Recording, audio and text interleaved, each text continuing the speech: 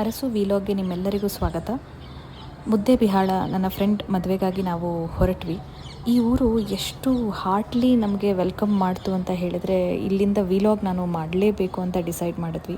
Early morning sunrise ನೋಡ್ತಾ first ನಾವು ಯಾವುದೇ ಊರಿಗೆ ಹೋದ ತಕ್ಷಣ ಇಬ್ಬರು ಒಂದು at least 1.5 to 2 kilometre morning walk ಮಾಡಿಬಿಡ್ತೀವಿ. ಹಾಗೆ ಊರನ್ನು ನೋಡ್ತೀವಿ, ಅದರ ಡೈವರ್ಸಿಟಿ ನೋಡ್ತೀವಿ. ನಾರ್ತ್ ಕರ್ನಾಟಕ ಆಗಿರೋದ್ರಿಂದ ಜನರ ಉಡುಪು ತುಂಬಾ ಚೆನ್ನಾಗಿತ್ತು ನೋಡೋದಕ್ಕೆ. ಹಾಗೆ ಬ್ರೇಕ್ಫಾಸ್ಟ್ ಮಾಡ್ತಾ ಈ ಬ್ಯಾಂಗ್ಳೂರ್ದು ರಶ್ ಲೈಫಿಂದ ಹೊರಗೆ ಕಾಲಿಟ್ಟ ತಕ್ಷಣ ಹೀಗೆ ತಣ್ಣಗೆ ಆರಾಮಾಗಿ ಬ್ರೇಕ್ಫಾಸ್ಟ್ ಮಾಡೋದಕ್ಕೆ ಒಂಥರ ಖುಷಿ ಆಗ್ತಾಯಿತ್ತು. ಬ್ರೇಕ್ಫಾಸ್ಟ್ ಮಾಡ್ಕೊಂಡು ನಾವು ಹಾಗೆ ಅಲ್ಲಿಂದ ಹೊರಟ್ವಿ. ಇನ್ನೊಂದು ಚೂರು ಊರಿನಲ್ಲಿ ಏನೇನಿದೆ, ಏನೇನು ಹೊಸ ಡೈವರ್ಸಿಟಿನ ನಾವು ನೋಡ್ಬೋದು ಅಂತ ವಾಕ್ ಮಾಡ್ತಾ ಹಾಗೆ ಹೊರಟ್ವಿ.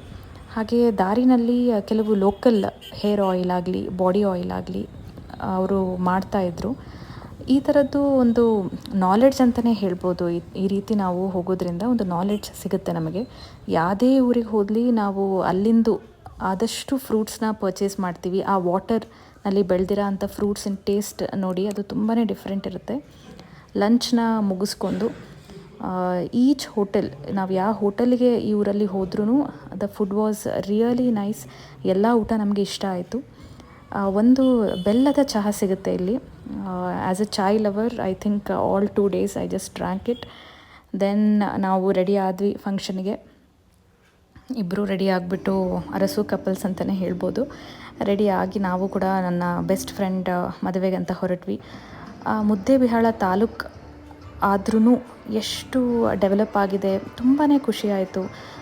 ಈ ಥರನೇ ನಮ್ಮ ಬೇರೆ ತಾಲೂಕು ಮತ್ತು ಸಿಟೀಸ್ ಈ ರೀತಿಯಲ್ಲೇ ಬೆಳವಣಿಗೆ ಆದರೆ ತುಂಬಾ ಚೆನ್ನಾಗಿರುತ್ತೆ. ಜನ ಎಷ್ಟು ಪ್ರೀತಿಯಿಂದ ಸ್ವಾಗತಿಸಿದರು. ಯಾರೇ ಆಗಲಿ, ಅದು ಅಂಗಡಿ ಶಾಪ್ಕೀಪರ್ ಆಗಿರಲಿ ಇಲ್ಲ ಯಾವುದೇ ವ್ಯಕ್ತಿಯನ್ನು ನಾವು ಸಿಕ್ಕರೂ ಯಾರೂ ಅಷ್ಟು ರೂಡ್ ಬಿಹೇವಿಯರನ್ನು ನೋಡಲೇ ಇಲ್ಲ. ಎಷ್ಟು ಪ್ರೀತಿಯಿಂದ ವೆಲ್ಕಮ್ ಮಾಡಿದ್ರು. ಹೀಗೆ ನಾವು ನನ್ನ ಫ್ರೆಂಡ್ ಮದುವೆಯನ್ನು ಮುಗಿಸ್ಕೊಂಡು ಹೊರಡೋ ಟೈಮ್ ಕೂಡ ಬಂದಿತ್ತು. ನೈಟ್ ಇನ್ನೊಂದು ಸಲ ಒಂದು ವಾಕ್ ಮಾಡಿಬಿಡೋಣ, ನೋಡೋಣ ಎಷ್ಟು ಕಾಮ್ ಆಗಿದೆ ಊರು ಅಂದ್ಬಿಟ್ಟು ನಾವು ಒಂದು night walk before leaving we left. ದಾರಿನಲ್ಲಿ ನಮಗೆ ರೊಟ್ಟಿ ಸಿಕ್ತು ಹ್ಯಾಂಡ್ ಮೇಡ್. ಅದಕ್ಕೆ ಸ್ವಲ್ಪ ಟ್ರೈ ಮಾಡೋಣ, ತೊಗೊಂಡು ಹೋಗೋಣ ಅಂತ. ಹೀಗೆ ಯಾವುದೇ ಊರಿಗೆ ಹೋದರೂ ಅಲ್ಲಿಂದು ಏನು ಇಂಪಾರ್ಟೆಂಟ್ ಫುಡ್ ಐಟಮ್ಸ್ ಇರುತ್ತೋ ಅದು ನಾವು ತಪ್ಪದೇ ಮಿಸ್ ಮಾಡಲ್ಲ. ಯೂಶ್ವಲಿ ನಾವು ಅದನ್ನು ಟ್ರೈ ಮಾಡೇ ಮಾಡ್ತೀವಿ.